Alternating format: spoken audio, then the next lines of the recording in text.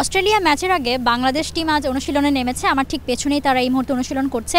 তো এখানে তাদের সাথে দেখা হবার পর সর্বপ্রথম প্রশ্ন আমাদের যেটা ছিল, এখন টিমের অবস্থা কী, এখন আসলে মন খারাপটা কি উতরে যেতে পেরেছে কিনা বাংলাদেশ। কারণ লাস্ট ম্যাচে আমরা দেখেছি, লাস্ট ম্যাচে একদম শেষ মুহূর্তটাতে মাঠে ইয়াংস্টার যারা ছিলেন তারা কান্নায় ভেঙে পড়েছেন। আপনারা সোশ্যাল মিডিয়াতে সেই ছবি ফুটেজ দেখেছেন। ড্রেসিং রুমে যখন গেছেন তখনও ক্রিকেটারদের একই অবস্থা ছিল, সবাই হাউমাউ করে কেঁদেছে। এরপর ডাগ আউটে কোচ থেকে ম্যানেজমেন্ট যাদের দেখেছি তাদেরও সেম অবস্থা। তারা হয়তো কাঁদেননি, চোখের সবার সামনে আসলে কান্নাটা দেখা যায়নি, কিন্তু তাদের একদম স্তব্ধতা আমাদের সবাইকেও ছুঁয়ে গিয়েছিল।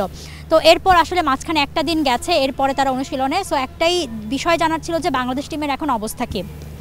টিম ম্যানেজার থেকে শুরু করে ফিজিও যাদের সাথে কথা হয়েছে সবাই আমাদের বলেছেন যে তারা যতটা সম্ভব পারছেন টিমকে বুস্ট আপ রাখার ট্রাই করছেন।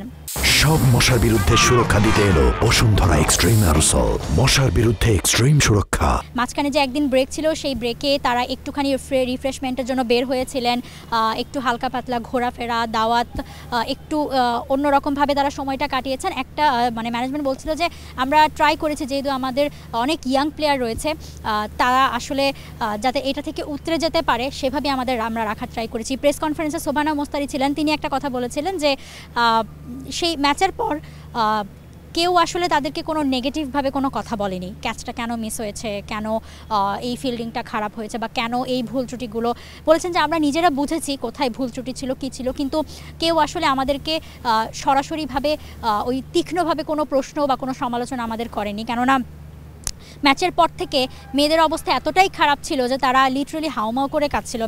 মাঠ থেকে যাওয়ার পর থেকে সেই ড্রেসিং রুমে, এমনকি হোটেলে যাওয়ার পরও তাদের কান্না থামানো যায়নি। সো তারা এতটাই ভেঙে পড়েছিলেন যে তাদেরকে আসলে নতুন করে কোনো কথা শোনানোর কিছু ছিল না, যার কারণে ম্যানেজমেন্ট পুরোটা ট্রাই করেছেন কিভাবে তাদেরকে এই শোকটা থেকে বা এই কষ্টগুলো থেকে রিকভার করা যায়। এবং তারপর যখন আজকে প্র্যাকটিসে আমরা দেখেছি ফুটবল দিয়ে তারা প্র্যাকটিস করছিলেন, প্রথমে স্বর্ণা ছিলেন, যার কথা অনেক বেশি এসেছে যে স্বর্ণ ওই ক্যাচটা কেন মিস করেছিলেন, নিশিতা ছিলেন, সুমাইয়া ছিলেন, ইয়াংস্টার যারা ছিলেন, যারা মাঠে সেদিন কেঁদে ফেলেছিলেন, ড্রেসিং রুমে কেঁদেছেন, তাদের মুখে আজকে আমরা টুকটাক হাসি দেখেছি। এবং এই হাসিটাতে আসলে শুধুমাত্র হাসি না, আমরা কনফিডেন্সের লক্ষ্য দেখেছি, যেই কনফিডেন্সটা আসলে টিম ম্যানেজমেন্ট চেয়েছে তাদের মধ্যে আবারও বুস্ট আপ করতে, যে খেলা এরকম হয়ে থাকে এবং নেক্সট আবার একটা ম্যাচ আছে, তো একদম মন খারাপ করে বসে পড়লে হবে না।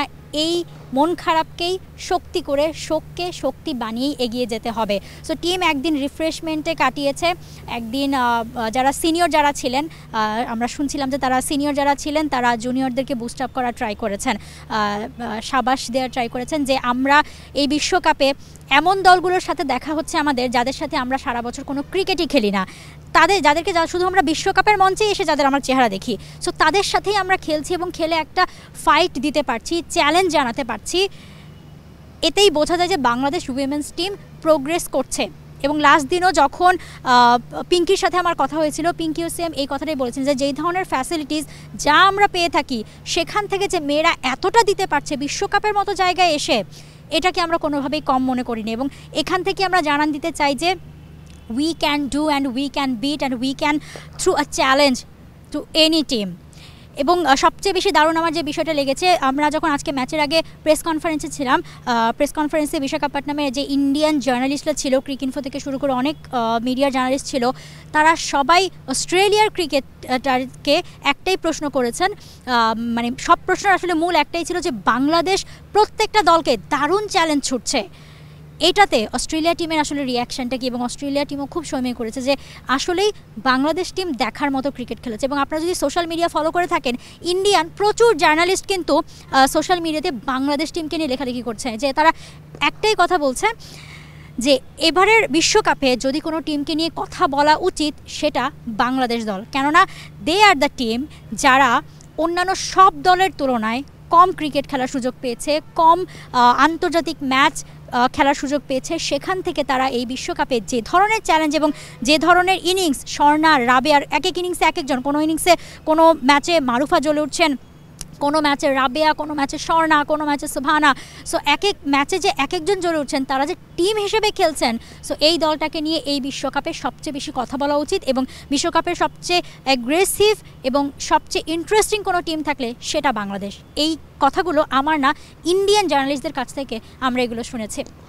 সো দ্যাট ওয়াজ যে বাংলাদেশ টিম কিছুটা হয়তো জানান দিতে পেরেছে এবং তারা আশা করছে নেক্সট যে 3টা ম্যাচ রয়েছে সেটাতেও তারা ঠিক একইভাবে সেই জানানটা, সেই চ্যালেঞ্জের জানানটা আবারও বিশ্বকে জানাতে পারবে।